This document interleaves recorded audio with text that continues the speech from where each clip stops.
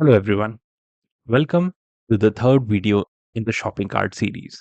In this video, we will be setting up our project structure. So what do we mean by project structure? Whenever we create a React application, your React application would be dependent on multiple moving parts coming together to create the experience that you need. And those various parts are components, your models, services, contexts, states, reducers, and other utility libraries and methods that you would create for your project. All of those needs to be grouped properly into their logical places. If we do not do that, if we just put our file haphazardly in a single folder or do not categorize them properly, it would become very hard to maintain our code in future. And that's why a proper project setup is really important. Before we dive into the project structure, let's understand the component breakdown of our application at a high level. How many components we will create and how they will be connected together. Here is a component tree that we will be using in our application. At the top level, we will have our app component, which will have app routes. Now, since we are setting up the routes, we would have to set up the pages. So we will have three pages, which are product listing page, which will be our home page or the landing page. We will have a product details page. When you click on a particular product, it will take you to the details of the product. And we will have a cart page. Now, product listing page will use a product tile. And product tile will internally use an add to cart button because it's a button that has some additional functionality. So we are creating that as a reusable component altogether. The add to cart button will be consumed by product details page as well. And cart page also relies on product tile to showcase the information that we see on cart for the various products that are in cart. There are some additional components and parts of our application like services and contexts that we would create and that we will wire in due time. But just to be aware of them when we are creating the folder structure, here are some of them. We will have a confirmation model, which will come up when you try to delete a product from a cart. The header and footer of our application, which will be constant across pages. And then you will have some contexts like cart context, model context to share data between these components. We will also have a small data fetching service, which we will consume and place it in the appropriate folder. Now, with this knowledge, let's dive into creating the project structure that we need. So here is our application. So far, we have already covered what we'll be implementing in the application, how the final application would look like, and we have created the application's base setup. If you've missed any of them, please go through the playlist at the end of the video, or I would link the videos in the information section as well. Now, let's go ahead and start our server using npm start. Okay, so our build was successful and we have a running application in localhost 3004. Minimize our terminal and start making the necessary changes in our application.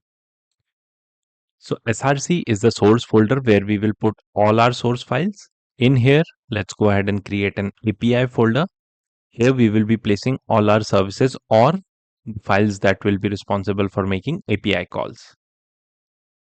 The next step is components. In components, we will be placing all our components.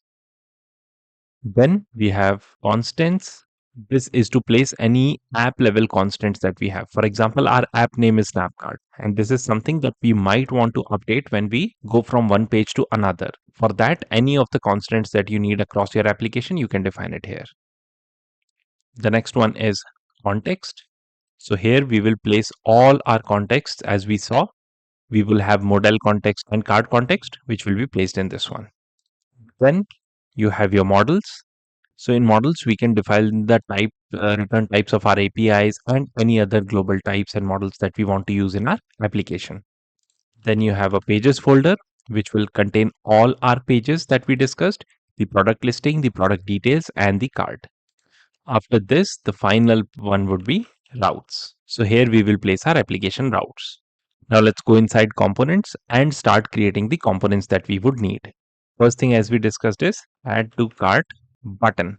So I would like you to create folders for all of the components that I'm mentioning. You have your footer, then you have header, then you have your product, and then we have our confirmation modal.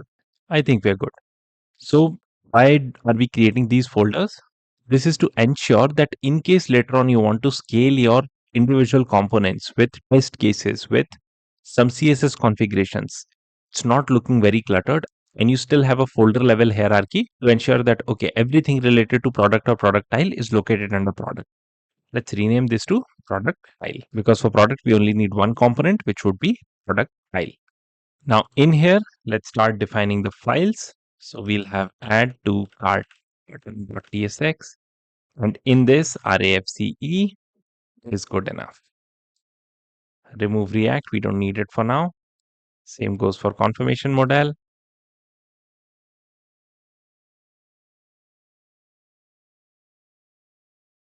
In case anyone is not aware of this, where RAFC is coming from, this is coming from the extension. As I've already explained in my previous video, it's ES7 React Redux native snippets, which you can also install. And this will give you all of these handy commands to populate your components.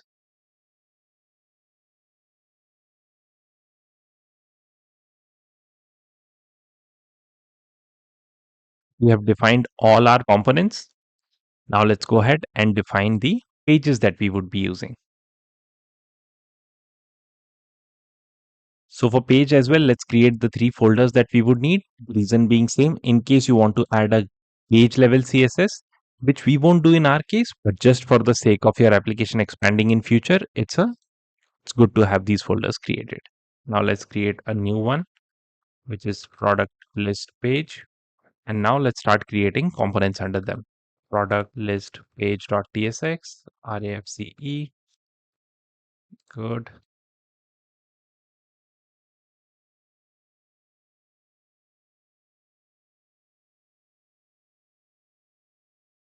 So now our pages and components are populated.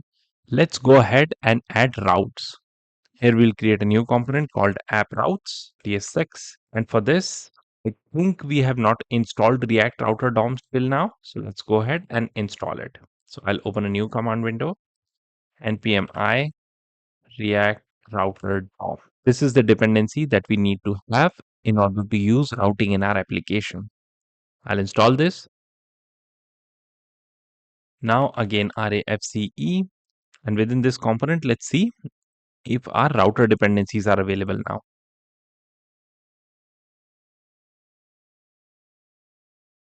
What all would we need?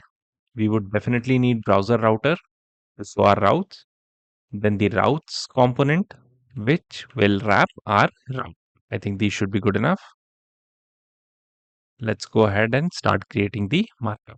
So BrowserRouter would be used, routes, route. And what all route we would have? So first one would be your route path, which is your landing page. And which component would we want to showcase as a part of this would be, this would be product list page. So product list page.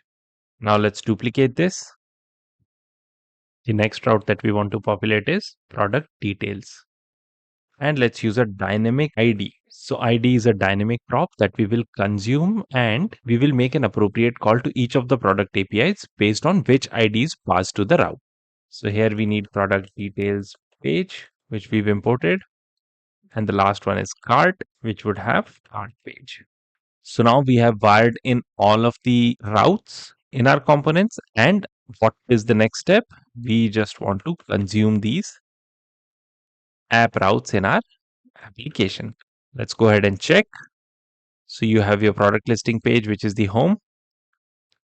If I go to cart, it takes me to cart page. And if I take you to product 1, it takes me to product details page. So even though the details are not populated yet, the routes are working. So you have your product details page available, you have your cart page available, and we also have our product listing page, which is the root of our application. Now this concludes our application structure overview. As we can see, we have defined appropriate places. So all the APIs will be available under API folder. All your components are created under the components folder in their respective folders.